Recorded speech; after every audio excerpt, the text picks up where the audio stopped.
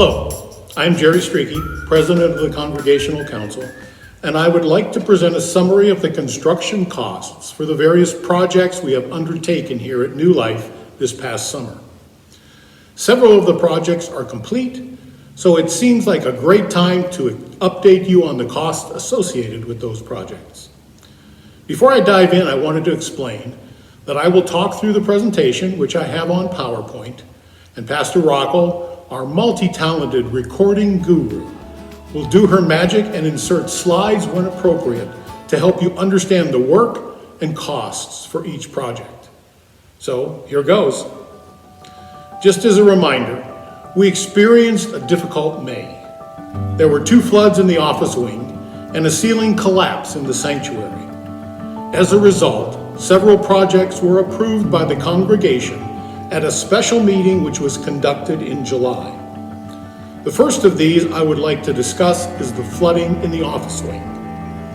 As a reminder, there were 2 occurrences separated by a few weeks, which were traced back to a leaky outside spigot. The spigot was replaced.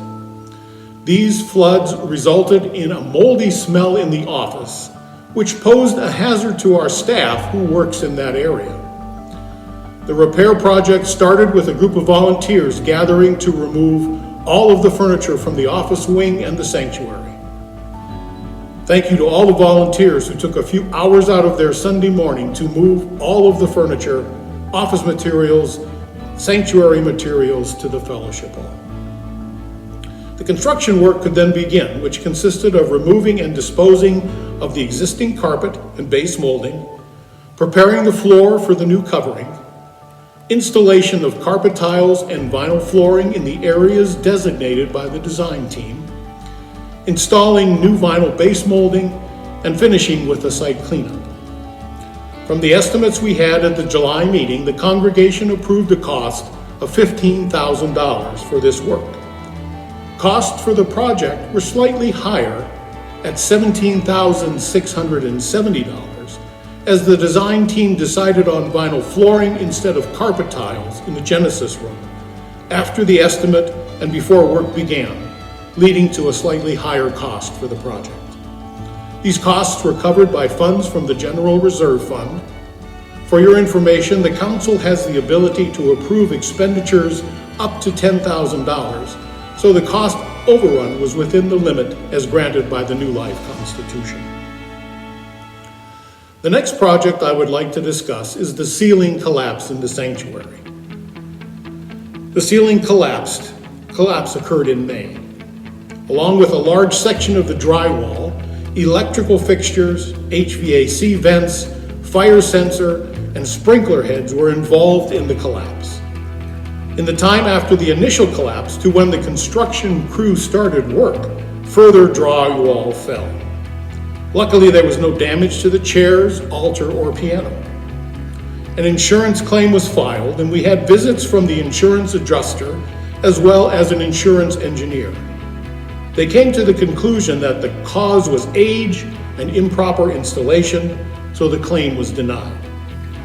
The work for this project consisted of covering the sanctuary carpet to prevent any construction damage, removing everything from the ceiling, including light fixtures, HVAC vents, and speakers, removing and disposing of the drywall, removing and disposing of insulation which was compromised, replacing the insulation, installing new 5/8-inch drywall with adhesive and drywall screws per national standard, installing tape and mud to the new drywall to result in a paintable surface, painting the new ceiling, and doing touch-up painting on the walls, installing ceiling light fixtures, and finally cleaning the site.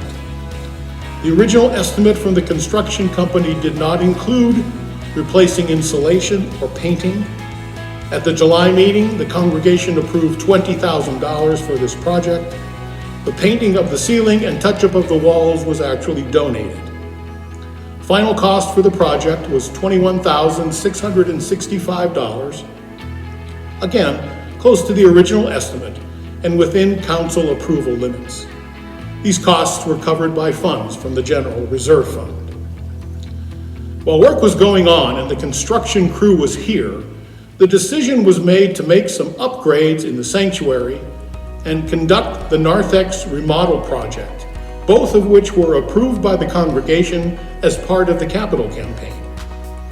So the upgrades to the sanctuary consisted of new lights near the altar and adjustable brightness LED fixtures in the rest of the sanctuary, installation of new electrical connection for a second projector, and installation of new ceiling fans. Total cost for this work was $2,929, which was covered by funds from the capital campaign. The narthex remodel project was much larger.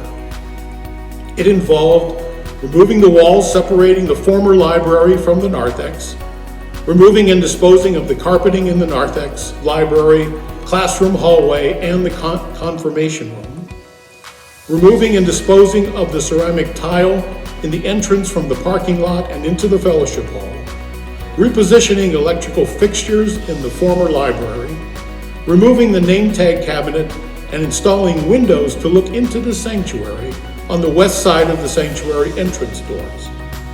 Design team consultation throughout this entire project was extensive. Prior to installation of the vinyl flooring product, the floor was prepared for the new surface. In addition, it was decided to upgrade the lighting in the area with new LED fixtures, so old fluorescent fixtures were removed. I have provided a cost summary for the entire project with breakdowns for each portion of this project. The numbers include the costs of the materials and installation of the same. Vinyl flooring cost was $23,721. Electrical work, including the new LED lights, cost $10,883. The new sanctuary window cost $3,800. The vinyl baseboards cost $1,800. And the narthex furniture cost $3,128. The grand total for the narthex remodel project was $43,332. The funds to cover that cost came from the capital campaign. All of the projects I have discussed so far are complete.